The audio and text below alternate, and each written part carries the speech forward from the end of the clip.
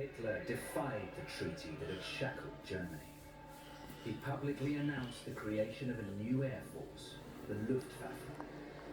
He also invested hundreds of millions of Reichsmarks into rebuilding the rest of the military. Von Braun was sympathetic to Hitler's funding of the military. It was good for the little tiny rocket program on the margins of the army, growing into something much bigger. But the rocket program was about to get a welcome shot in the arm from an unlikely source. He's invited to a meeting with the leaders of the Luftwaffe, and they're also exploring rocketry, and they've become really interested in his research, and they wanted in. The Luftwaffe offered 5 million Reichsmarks in funding. Von Braun reported the meeting to his army commander. General Becker said, "Can't let the upstart Luftwaffe get ahead of us, and I'll put down 6 million marks for the new station." So all of a sudden, they had 11 million marks to build a brand new rocket testing station, like nothing that had existed in the world before. With Hitler as its increasingly powerful dictator, the eyes of the world were on Germany, never more so than when it hosted the Olympic Games in 1936.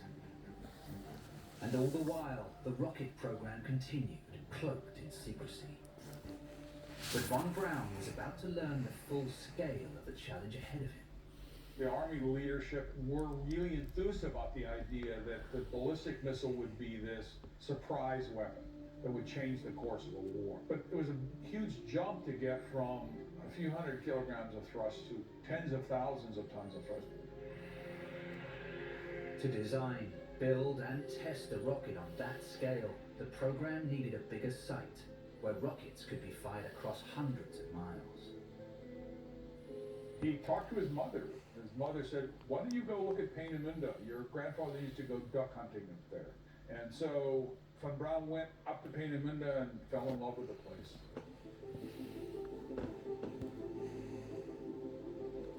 Little of the old facility survives today. Philip Orman curates the museum inside the largest building. The power station provided electrical power for the whole armaments side of Peenemünde. This military idea was always present. Let's win a war by a technological revolution. Armament Minister Speer said, "Quality beats quantity," and this was the idea from the beginning. But the power plant was only a small part of the Peenemünde facility. There was also a factory for liquefying oxygen, officers' quarters, plus a rocket assembly building and test stands.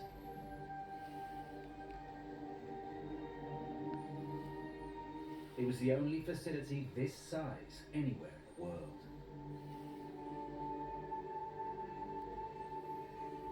Peenemünde was at its peak 25 square kilometers wide, more than 900 buildings, and up to 12,000 people working here at one time. Peenemünde for von Braun and the German team became an engineering utopia, where they were living in isolation, where they had plenty of resources, and before the war, they could sort of imagine themselves as space pioneers rather than military engineers. The High Command had granted von Braun everything he needed to supercharge the development of the rocket. But it meant he could no longer separate his work from the politics of the governing power. He was told, "You should join the party." There were a lot of occupations in which it was hard not to be a party member. You know, if you said no or you weren't a party member, you could attract unwanted attention. In 1937, von Braun became Nazi member number 5,738,692. And he always said I had to do to keep my job. It was something I had to do. It was not something I really cared about or wanted. As time went on, I think von Braun did become wedded to Nazi ideology. He thought that the Germans could and would win the war. I don't think he was particularly interested in politics. The main interest in his life was rockets and the career of Wernher von Braun. But just as von Braun joined the party, the work at Peenemünde was not going well. They concluded that they needed an engine of 25 metric tons of thrust. Well, that was, a scale up of a factor of what, 100? They had to develop an engine that wouldn't blow itself up, and this was a major problem in the early years. I mean, as they began developing these large rocket engines, they very often self-destructed on the test stand.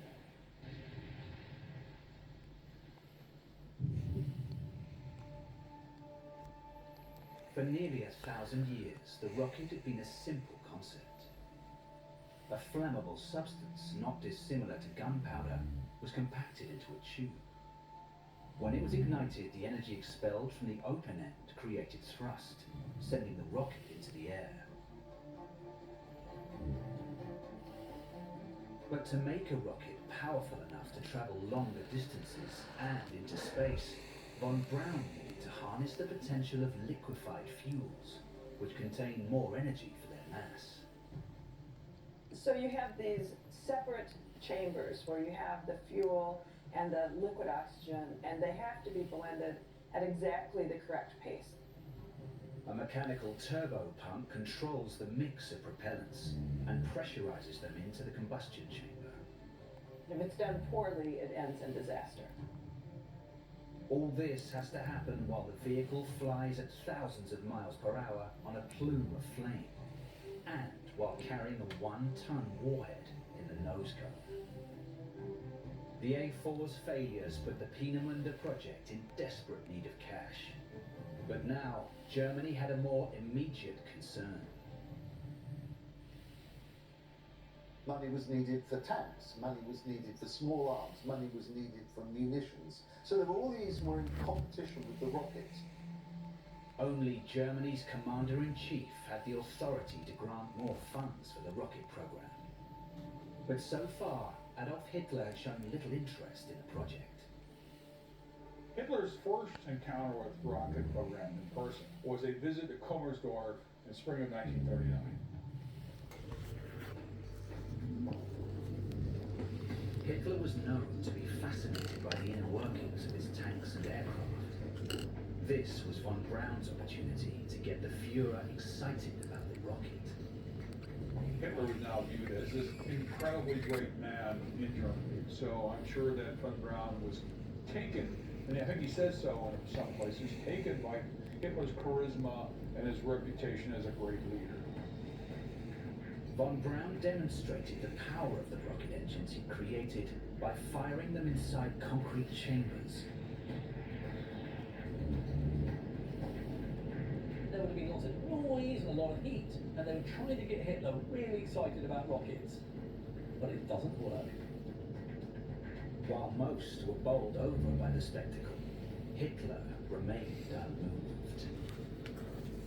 Hitler was a grease monkey. He liked to be on hand with new tanks and planes and guns and things like that. But he was very much a product of the First World War. Yeah, he looked at conventional weapons, well, yeah, that's what I like. He could identify them, he kind of knew how to use them. But rocketry to him seemed, yeah, it's way too complicated.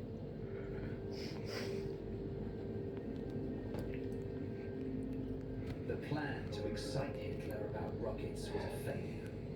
The program would have to continue without extra funding.